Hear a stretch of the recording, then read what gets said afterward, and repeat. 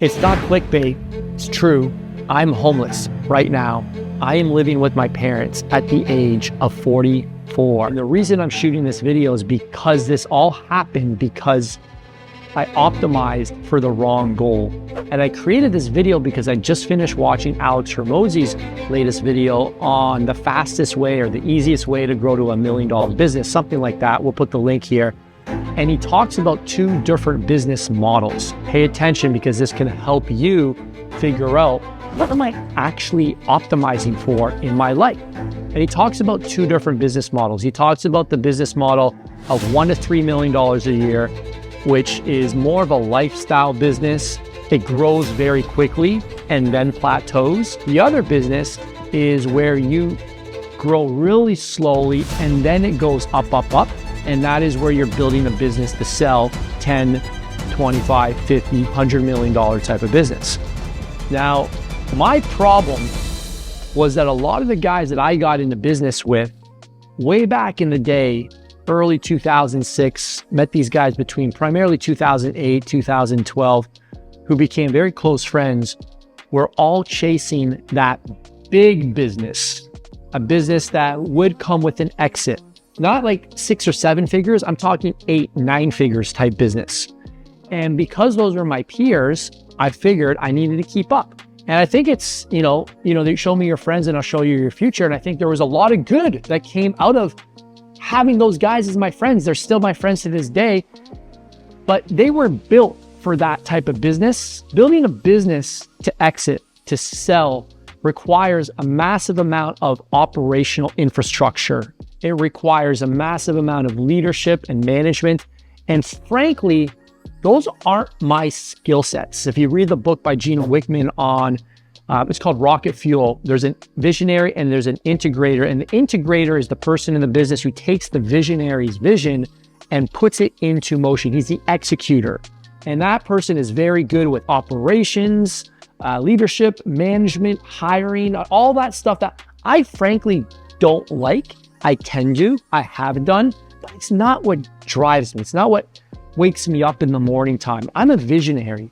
I like to take ideas, bring them to life. I build things from passion. I'm a creator. I like doing what we're doing right here, having connection with you, inspiring you. That's what fires me up. So I'm a natural born visionary. And for the fitness people out there, this is the same damn theme of my life and how I got into the TRT and trying to get bigger with some extra substances. And if it's happening to me, it must be happening to many people watching, or I'll just keep my hand up and be the only one. I was chasing a goal that wasn't really my goal. I never was trying to be super big. I just wanted to be lean and muscular. Next thing you know, I'm into this world of taking testosterone, right? Same thing in the business. I was trying to build a bigger business. I wanted to have a big team. I wanted to have massive events. I wanted to have the 10, 20, 50, $100 million business because that's what I saw other people doing. But I never paused to ask myself, why? Why don't we just slow things down? Why don't we stabilize this? Same thing with the fitness goals. You get to a level of leanness and then you want to go even leaner. And then next thing you know, you're trying things that are unhealthy. You're compromising your hormones, long-term health, etc. Why? And we don't just pause to think of what's wrong with this. And the problem is that there's this belief in society that if you're not always growing, you're dying. The advice I'd give to my younger self is ask yourself why, and what is the emotional desired end state? And what I mean by this is a concept that I learned later on, I wish I learned earlier, was what are the feelings that you're actually striving for? Is it success? Okay, well then let's define success. Is success 10% body fat all year long? Or is it hitting 4% body fat once? Is success hitting $1 million once and then burning it to the ground? Or is it getting to consistent 100K months with a lean team, high profits, predictability, great systems? You have to refine your reason why you set out on these goals. And I never did that. The feelings I wanted were actually really simple. I wanted to know I was building something from a place of passion. I wanted something with predictability. I wanted something with profits, higher profits. And as we got bigger and bigger, the profits start to shrink. And next thing you know, you've built this machine that it's almost like you can't turn it off. You create this business model that's set up for something that it's optimized for business and selling, but it's not optimized for your longevity, your personal well-being, your relationships, for crying out loud. I want you to know that I'm sharing this not because I want you to see me as a victim or for you to feel sorry for me, but this is the season of life I'm in. And one of the big reasons I've got to some places that I don't want to be or stay is because I was faking it and I was projecting something that was not. And that gets you into trouble. So the only way I know how to live moving forward is to live real and raw. And the reason I just wanted to shoot this video was I'm not homeless indefinitely. I am spending a week here at my parents' house, but it was just a really surreal experience, because if I look at all the things that kind of got me here, was that if you look at even the pursuit of the house that I wanted to live in, it's just got bigger and bigger. When I was 24, I got my first rental property. It turned into cash flow. It was a great investment. And then after that, I bought my first house. I was at the age of 25, beautiful house, 587 Upper Horning. It was the ultimate bachelor pad. I love that. That was where I launched my business, and I had a rental in the basement, so I cash flowed that as well. Saved up quite a bit of money. For the time I got married, I built a house from the ground up. It was a great, beautiful home in Ancaster, Ontario. And then after that, we rolled a lot of the cash from that into the next house, which is a $2.5 million house in Toronto, expensive Toronto area neighborhood.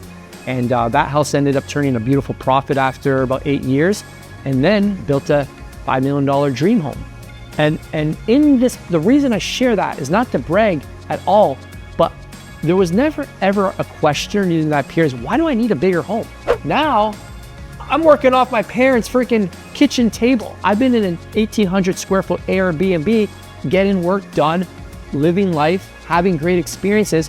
Do I like the bigger home? Absolutely. I'll take the bigger home all day long. But did I need it? I didn't need it. Have you asked yourself, do you want what your wants give you?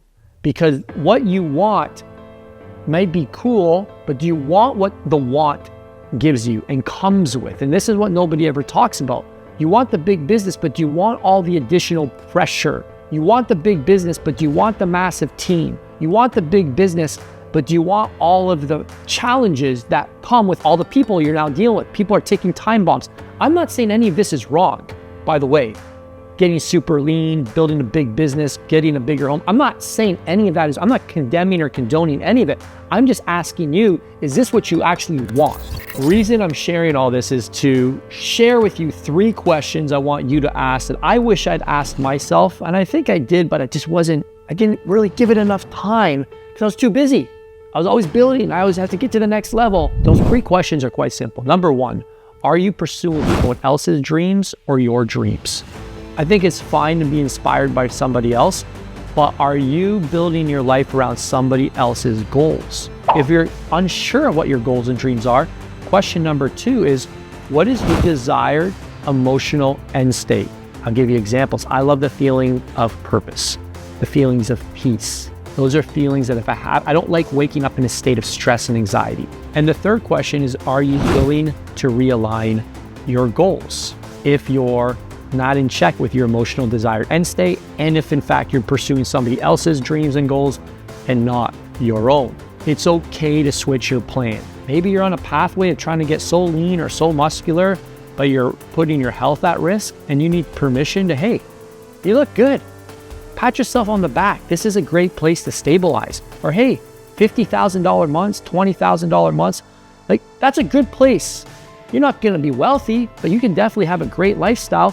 And a lot of people are under so much pressure to pursue certain goals that the world says is defined as success. But until you define what success is, you're going to be climbing up other people's ladders, and you can end up in a place where you're pursuing bigger, bigger, bigger instead of better, better, better. And better is better, not bigger. So I'm simply sharing with you what I'm learning right now in this season of life, because I don't think there's a better time to teach than from when you're in the valley. And when you have intentions of not staying in the valley, but guess what? Where are things grown? Things are not grown at the top of the mountain. Things are grown in the valley. And this is where I'm having more growth than I ever have had in just different ways than I imagined. Let me know in the chat below. I'd love to hear from you. Don't forget, level up or level off.